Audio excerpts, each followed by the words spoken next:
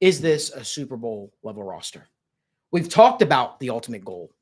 We hear the whispers. We all know what Cincinnati fans want. We all know what Cincinnati fans need. We all know what the expectation is going into this year. But there's expectations and then there's reality. Is this a championship level roster as it currently stands? See, Daniel brought up something earlier. He brought up the offensive line. The offensive line is a big question mark.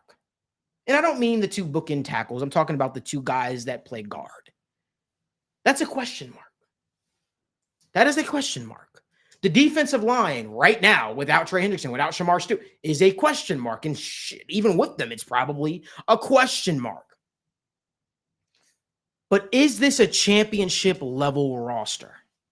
I've got my thoughts. Before I give those thoughts, I want to let Evan give his thoughts.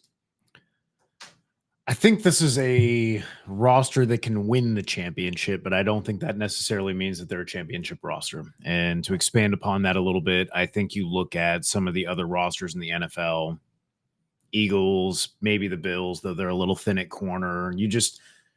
They're not cracking the top 5 rosters. And there's an argument that if you kind of account for stars a little bit more and just look at the whole of the roster, there might be an argument they're outside the top 10 just because you have so much unproven talent in the rookies and guys like Miles Murphy and Chris Jenkins and McKinley Jackson that you're going to rely upon heavily that still have not played significant snaps that aren't rookies, but basically are, right? So you've got many new starters. You got many new question marks, and you were already rough last year. And I know some people will make the argument that, hey, like you were really unlucky last year and that I would be the first to tell you that inherently you're generally going to creep toward average, but I think it would be a mistake to say that like the range of outcomes is, 0 being bad, 100 being the best outcome, and the bell curve falls in the middle around 50% where most of the outcomes. I think that shifted towards the lower end of the perspective because of all the rookies, the inexperience, and just the guys coming off injury. You got multiple starters in the secondary coming off injury. You got Geno Stone coming off a career worst year, and you're still trying to figure things out there. And you have no pass rush. And again, both of your alleged best edges, one of them definitely are not playing right now. So between all of that, I have a hard time saying that like, hey, you're one of those best 3 or 4 rosters total in the AFC, though I absolutely believe that this is a team that could be one of those teams that gets hot in the playoffs and wins 3-4 straight. I think in general, I think you really said it well. This is a team that's totally capable of winning the Super Bowl because we saw them almost do it before. But their roster is not the best. I don't think anybody's going to sit here and argue, 53-man roster, the Bengals have one of the better in the league. I don't think there's anybody that firmly believes that because they just don't, and getting more into football and coaching and all these things, like you really try to look at a roster and evaluate it as a whole, and you really try to find matchups, positions of weakness, people that you can pick on.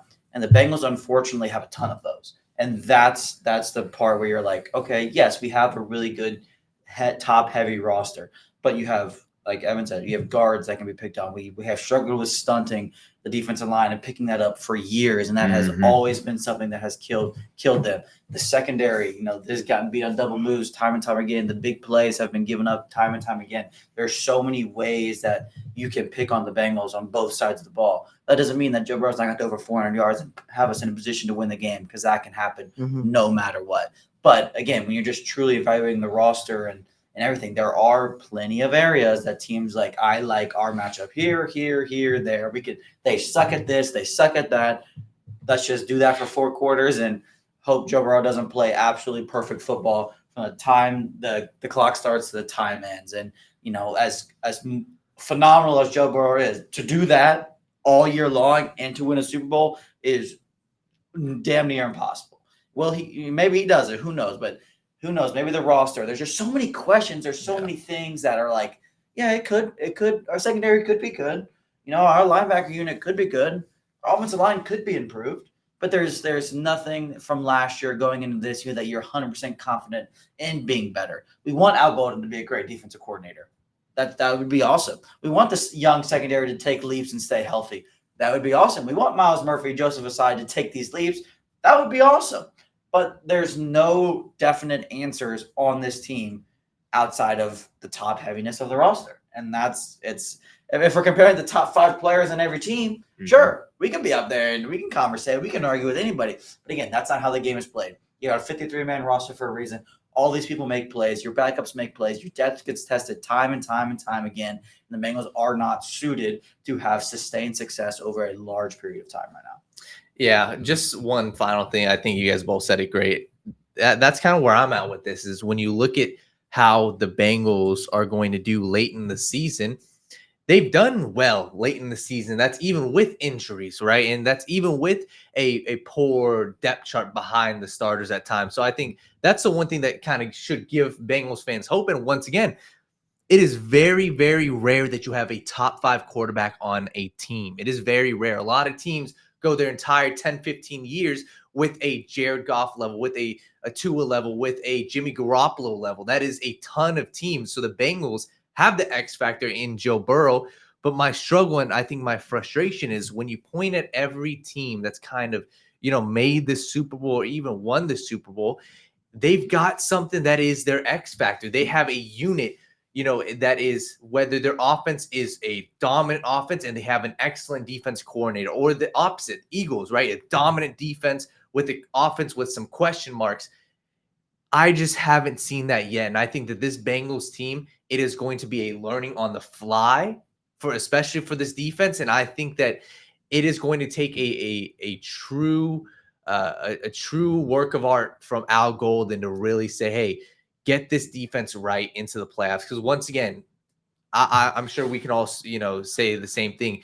If Joe Burrow's in the playoffs, you have a chance. My honest assessment on that is I think if the Bengals were one of the hottest teams in football down the stretch last year. Yeah. I I think if they would have made it in the playoffs, I think they would have went deep because I think they were playing that well football. The defense got simplified. That all being said, I don't want to make it doom and gloom. We have seen teams that don't have the greatest of defenses still go to the Super Bowl. The Kansas City Chiefs are one of those teams. The offense has the ability to be a top 3 offense in the National Football League this year. If Jermaine Burton, from what we've seen, is the Jermaine Burton that we see during the season, sort of a lot of stuff that Evan and I were talking about when the Bengals first drafted him. If they get that player that is focused, that is locked in, holy hell, the Bengals offense is going to look phenomenal. It's going to look unstoppable. I imagine you're going to have a hard time keeping that guy off the football field. And then Yoshi Voss looks like he's taking the next step. We'll see. He always looks great in, preseason, the training camp and stuff like that. So I expect him to continue to, the upward trajectory that is sending to be that ascending talent. But I think that this offense is the Bengals calling card. I think the offense is going to be the best unit because that is where a lot of the money has been tied up into. So that's what you expect. The biggest question mark for me is the offensive guard spot. We have not talked about that at length, but I need to talk about it though. Lucas Patrick and Cody Ford, the fact that there's a battle between those two is interesting to me. What I will say is Cody Ford did look his best at guard this year. He did look his best at guard. That's not saying a crap ton, but I guess it's something to hang your hat on to a degree. Joe Burrow still played phenomenal with guys like Cody Ford and Cordell Volson and Alex Kappa being hobbled out there working for him. So I have no concerns if Cody Ford is the starting guard. Who's going to be that other guard? Who's going to be that other guard? Is it going to be a Dylan Fairchild? Right? Who's going to be that other guard? It's kind of been very quiet on that end. We don't know what that looks like, but the guard spot is definitely a sore spot where we're looking at it and we're saying, okay, what is that going to look like?